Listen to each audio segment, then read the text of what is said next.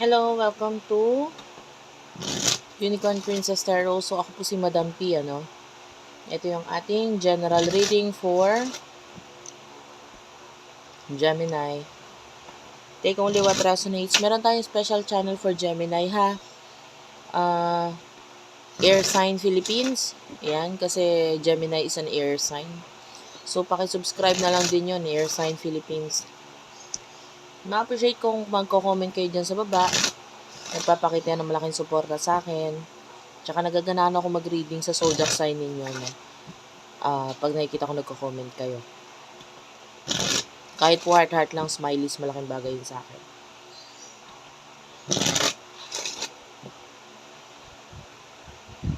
Pwede ko makuha ang energy nyo, pwedeng hindi. Pag hindi, ibigay mo sa ibang reading. Pag nakuha ko, i-share mo naman dyan sa baba. So, let's start. Open saglit yung aking personal reading for that, no? Gusto mong malaman or mag-inquire, Madam P, yung aming Facebook page, dyan ka mag-inquire. Meron tayong palm reading, tarot reading, astrological reading. Limited lang yung aking i-accommodate. Mga 10 lang, mga at least 10. Medyo may konting time ako na available. So, yan. Let's start. For Gemini. Two of Spades, Ace of Clover. Kunin ko na rin yung sa person mo. By the way, maingay sa aking background. Merong nagpupukpok doon sa labas. So, hindi ko alam kung naririnig mo yon. Pagpasensyahan mo na lang. Five of Hearts is here and the Eight of Hearts. Okay. So, sa nakikita natin ngayon, dito, parang may mga decision ka na iniisip or gustong gawin. Parang gusto mo magsimula ulit. Mag-start. Well, I don't know kung anong ibig sabihin nito, kung ano yung gusto mo simulan. Pero nakakita tayo ng something na gusto mo simulan. And ngayon, nandito yung pagde-decision mo regarding dito sa pagsisimula na ito.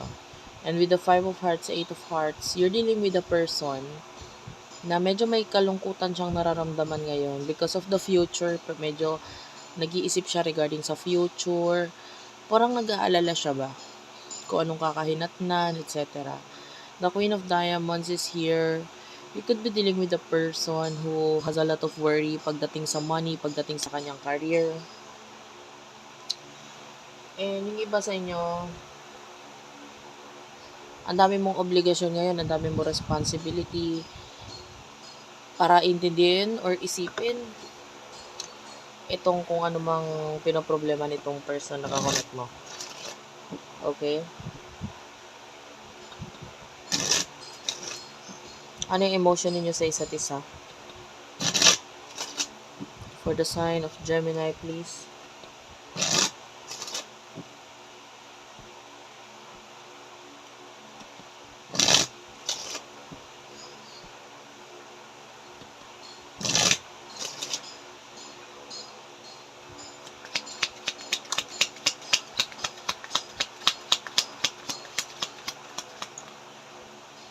Jack of Hearts is here, followed by the Jack of Spades.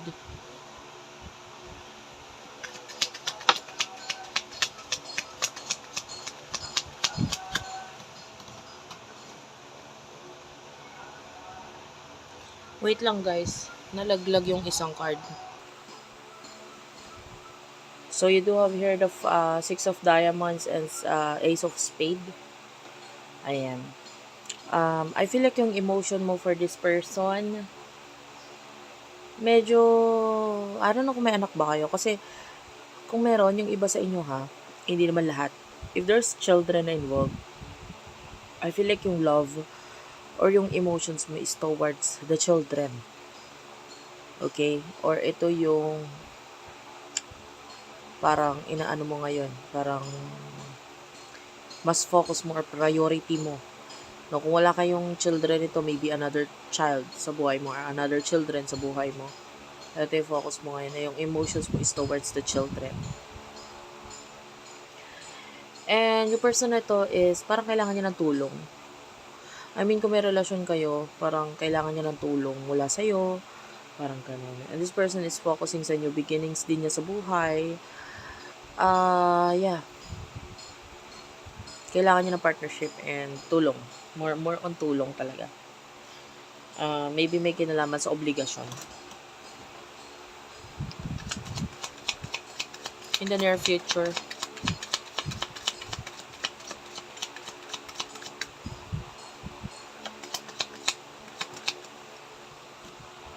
you do have your Nine of Spades and the Queen of Diamonds.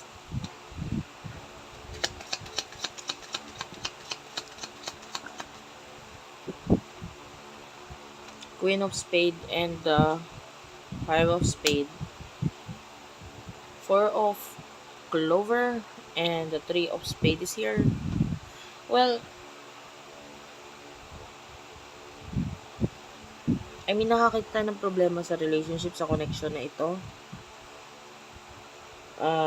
Especially with an authority figure. It could be your boss or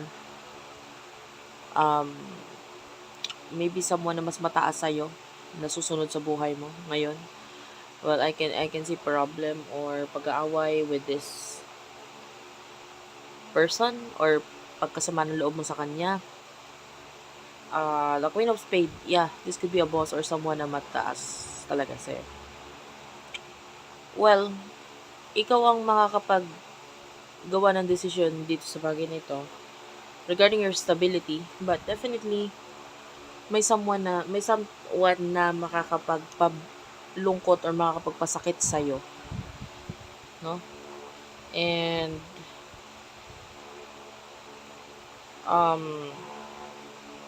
yun yung nakikita natin sa near future. This person, nakakonect mo pagdating sa love, I feel like in the near future, hindi siya magiging ganun ka-honest sa'yo. Maybe may mga gagawin siya sa buhay na magdudulot sa'yo para magkaroon ka ng trust issues or mawalan ka ng tiwala sa kanya. Well, it could be big or small issues, pero meron issues talaga na magiging dahilan para mawalan ka ng tiwala sa tao. Thank you for watching, guys. I love you all and bye-bye.